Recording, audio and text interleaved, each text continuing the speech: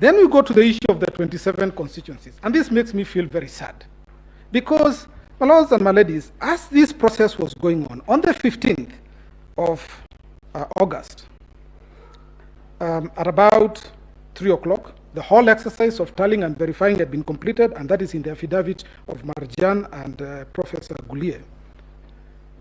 Members of certain political parties decided that it was time to stop a process that had already started. We all watched in horror on TV as members, some of them who were in this court, confronted the chairperson, threw down the pulpit where he was to announce the results, threw down chairs, assaulted the chairperson and the commissioners. In fact, Professor Goulier, the chairperson, and the CEO were injured.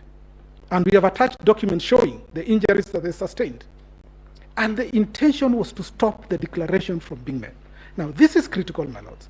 Everybody has said why it is important that a government should not be established by means other than those set out in the Constitution. But equally, nobody should stop the process of the Constitution that result in the establishment of a government in accordance with its provisions. Stopping that process is equivalent to preventing the Constitution from being effected. It's a transgression against the Constitution. And it cannot fall from the lips of those people who tried to stop that process to come before you and say the results of 27 constituents were not publicly announced, and yet you are the one who precipitated a situation where there was disorder, there was chaos. And this chairperson and the members of the commissions were now in fear for their lives. How do you tell them to still turn up and come and undertake an act that you have prevented from happening? And my lords, in the second petition filed in 2017, and my lords, at this time also remember, this is a time when one of the officers of the commission had been abducted, the other one had disappeared and feared to be dead and turned out to have been murdered in any event. This is the situation that was prevailing at that time. My lords, faced with this situation, this court in 2017 in the repeat election was categorical that you cannot foment trouble, you cannot foment chaos, and then try to use the chaos as your reason, or the non-performance of an act because of the chaos, as the reason to come before this court for relief. My lords, it is critical that it becomes clear to political leaders that the decision as to who will be the leader of this country is made at the polling station. The agents, the commission agents who declare the results are just doing their job. If there is a problem, if the numbers of the votes that you got are not enough, the problem is not at the declaration. The problem is with the people who you did not persuade to vote for you in sufficient numbers. That is where the problem is. You cannot come to threaten members of the commission for purposes of them living in fear and refusing to do what they're required to do under the Constitution, and thereby enable you achieve a political purpose.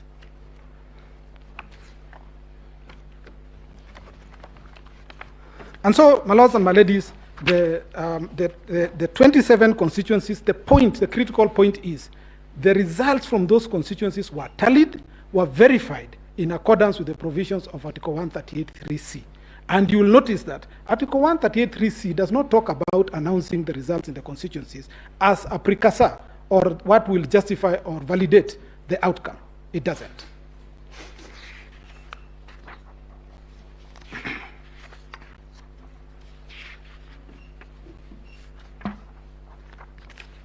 Lord, the next area that I just want to quickly go into, and I will just mention this in passing, the purposes for which we come to this court is that once they have made a decision, we don't revisit it. The question of the rejected votes, which I had been referred to yesterday, was determined in 2013. In 2017, Raila won, 2017, the issue again was raised, and this court said with finality that the only votes that will count are those votes that are valid. It's just valid votes. A vote that is rejected, a vote that is spoiled, does not express a choice, and therefore cannot count for anything. This court pronounced itself again in 2017. My lords, we cannot keep coming back before you and asking you the same question. You have answered it twice. I don't think I need to say more about it.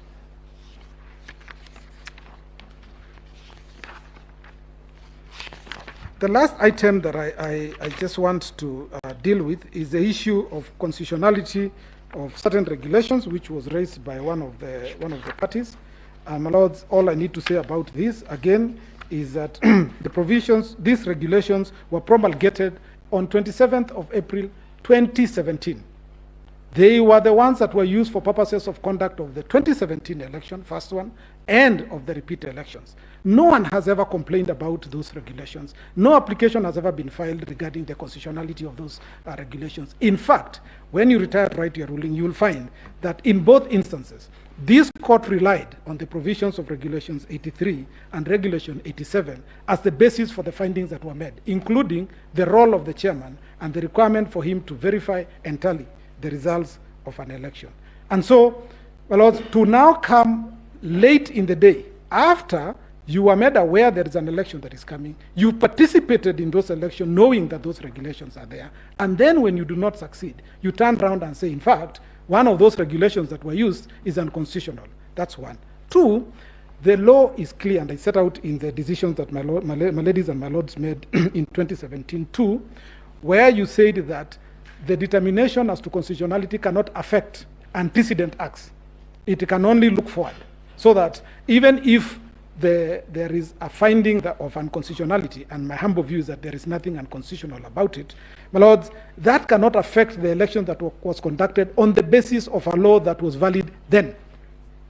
And so, my lords, it's my humble submission that this issue of whether or not the regulations are legal or not, my lord, is a small screen, because these parties, and especially the main petitioner, has been aware of this regulation and has participated in elections where this regulation has been used, now for the third time. The last item, my lords, is on the question of the postponement of the elections. Again, my lords, this has been explained in the affidavits that have been sworn by Mr. Gulier and also by the chairperson. And what happened is that the ballot boxes that were delivered, they had a mix-up in the names and the photos. And my lords and my ladies can imagine the confusion it would cause if this election was allowed to proceed on the basis of those ballots. Now, because of the deficiency of trust in this country, ballot pallets can only be opened on the eve of the elections to avoid a situation where IEBC is accused of having interfered or in any way manipulated the ballot papers. And so they were opened on the eve of the elections, which is on the 8th, and that is set out in the affidavit, when this mix-up was noticed. My lords, there was absolutely no time for fresh ballots to have been printed and delivered in time for the elections to be held. And therefore, in pursuant to the provisions of Section 55B of the Elections of the Elections Act, IEBC considered that this issue was an emergency. And what is an emergency? An emergency is an unexpected issue that requires immediate action. That's what an emergency is. And this was an issue that arose on the eve of the elections. These ballot papers could not possibly have been given to the electorate and told to use them for purposes of the election. And it is for that reason that IEBC, for purposes of securing the rights under Article 38 of the Constitution, decided to postpone the election to give the electors the opportunity to use the proper ballot papers for purposes of this election. And the mix-up was admitted by the printer. And what the printer did is that they agreed to print those ballot papers afresh at no cost. Now, my lords and my ladies, if we had used those ballot papers, obviously, we could not have been able to get a reprint at no cost. And secondly, for sure there would have been a petition on the basis that there was confusion arising from the mix-up in the images and the names. And so the postponement of these elections was justified in the circumstances. My learned friends dwelt at length on what the chairperson is alleged to have said in a public statement. My lords, these are newspaper reports that are given from time to time. And the important thing is, what does the law say in situations such as this? Does the IEBC have the power to postpone the elections? And the answer is yes, because it secures and protects Article 38 rights. My Lord, the second issue that, and this is the court will take judicial notice of this, is that there was ongoing litigation in Mombasa regarding the gubernatorial seat. And this litigation went on up to close just before the elections were concluded. And so, my lords, again, this caused delay in terms of the timing of when those ballot papers would arrive. So, my lords,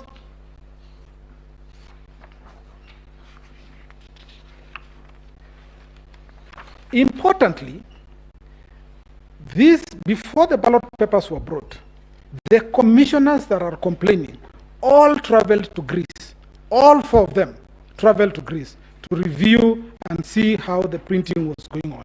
They were the ones who represented the commission in Greece.